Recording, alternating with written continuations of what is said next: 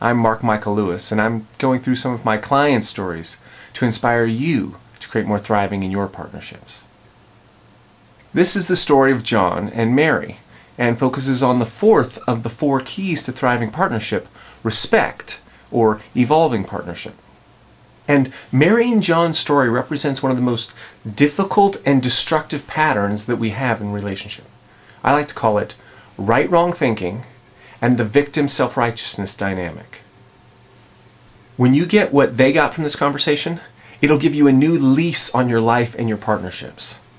You'll be able to resolve 90% of the conflict before they blow up on you and clean up the mess of the few that do with grace. More importantly, you'll be able to take your differences, what you each bring to the partnership, bring them together into partnership, so that it's a thriving partnership that expresses what you both want. When John and Mary came to see me, they were in the thick of things. On the whole, they had a good relationship. They loved each other and they had fun together, and they'd weathered some storms as a couple that had made them stronger.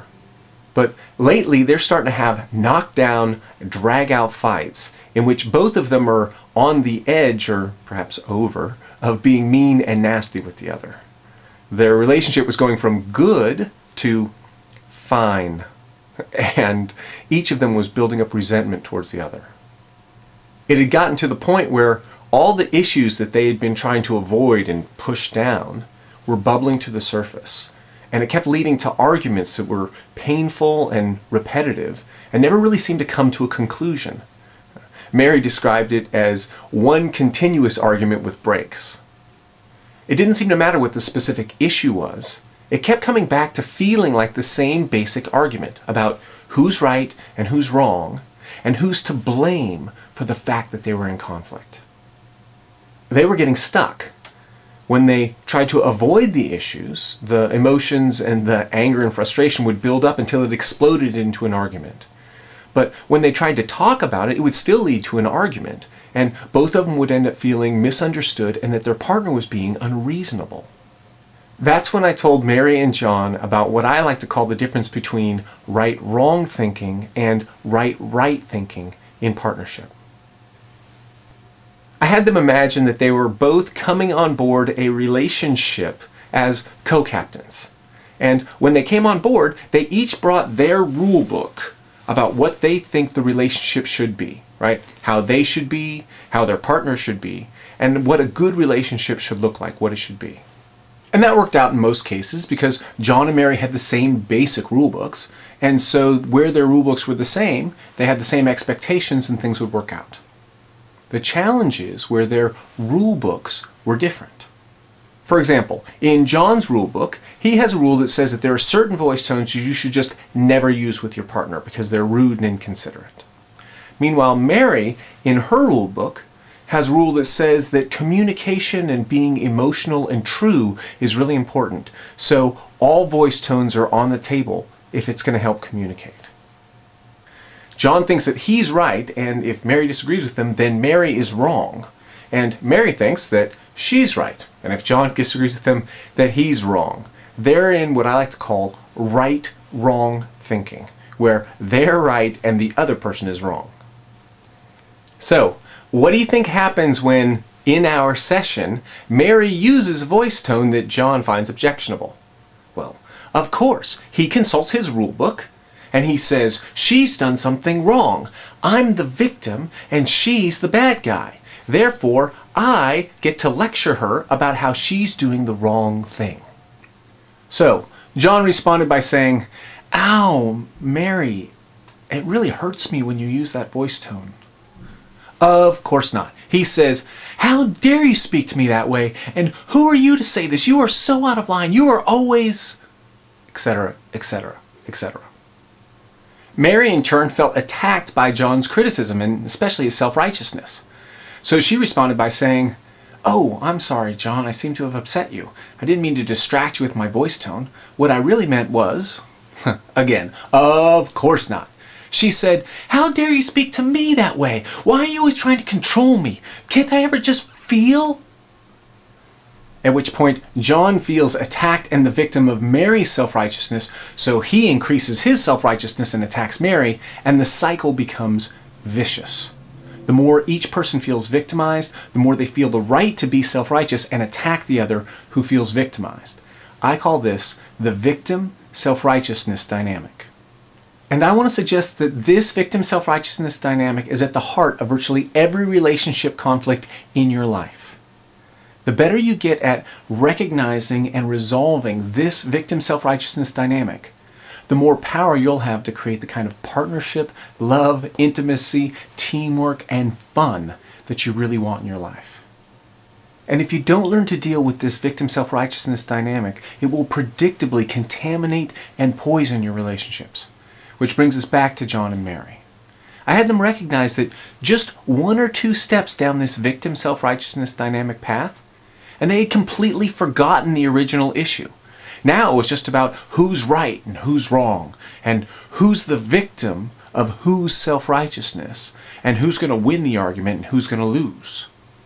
But I had to ask them, does anybody ever really win a victim self-righteousness dynamic argument? No, because even if you win, all you do is build resentment in your partner.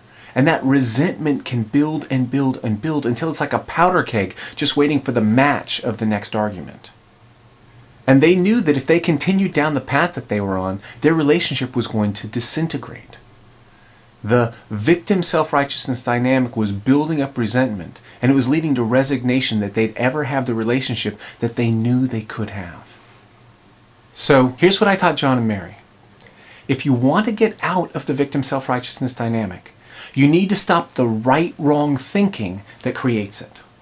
And you do this by moving from right-wrong thinking into what I like to call right-right thinking, where you give each person the right to have their own rules and their own rule books. I mean, since they actually do come into the relationship with their own rule books, you might as well give them the right to it. And that shifts the conversation from who's right and who's wrong, whose rule book is going to rule the day, to what's your rules and what are my rules, and how can we work together so that we can respect both of our desires. As Mary and John moved from right-wrong to right-right thinking, they stopped the victim self-righteousness dynamic and the resentment it was creating in the relationship in its tracks. Instead of having right-wrong arguments in which they both try to win and have the other person lose, they started having right-right conversations in which they would co-create solutions that were win-win and honored both of their values. And it's this process of moving from right-wrong thinking and win-lose results to right-right thinking and win-win results that's at the heart of this fourth key of thriving partnership, respect, or evolving partnership. And if you recognize some things in John and Mary's relationship and you want to move from right-wrong to right-right thinking so you can avoid the victim self-righteousness dynamic and experience more synergy and teamwork and fun, then the question becomes, where do you go from here? How can you use these insights in your relationships so you can avoid the suffering and have the thriving that you really want? And I'd like to suggest that you have a choice to make around that. And it's the single most important choice you can make in all of your relationships. And it's the kind of choice that if you don't make it, you will predictably go down the path towards suffering and pain and disappointment and breakup and all of the bad things that come from that. And on the other hand, it's a choice that if you do make it, will put you on track for teamwork and intimacy and fun and love and thriving. Like I said, it's a really important choice. The consequences of making it or not making it are dramatic. In working with clients over the last 20 years, I find that until the people make this choice, their relationship rarely gets better. But once they make this choice, everything changes. Making this choice is so important that I'd like to give you the first lesson of my audio course, Moving from Suffering to Synergy, in which we focus on clarifying what the choice is and then walking you step by step through the process of making the choice so that you have the power that comes from being on track to where you really want to go. So if the idea of this choice intrigues you, if you want the results that it promises in your own life, then I want to challenge you to go through the first lesson of my Suffering to Synergy course. And it's not some little thing, it's a 1-hour lesson. And so you'll need to commit 1 hour of your life to go through this process and make this choice to get on track to thriving. And this first lesson is my gift to you. So set aside 30 minutes to listen to the lesson, and then 30 minutes to listen to the audio exercise where you just listen and I guide you through a series of steps. You just do what I tell you to do. It's pretty easy. So that you can get on track to moving from right-wrong to right-right relating. Stopping the suffering of the hamster wheel of victim self-righteousness and move into win-win agreements and thriving. So just put your name and email in the form and you'll get access to the first lesson of moving from suffering to synergy in the Creating Thriving Partnerships course. Again, I'm Mark Michael Lewis, and I'd like to encourage you to make your deepest happiness your highest priority.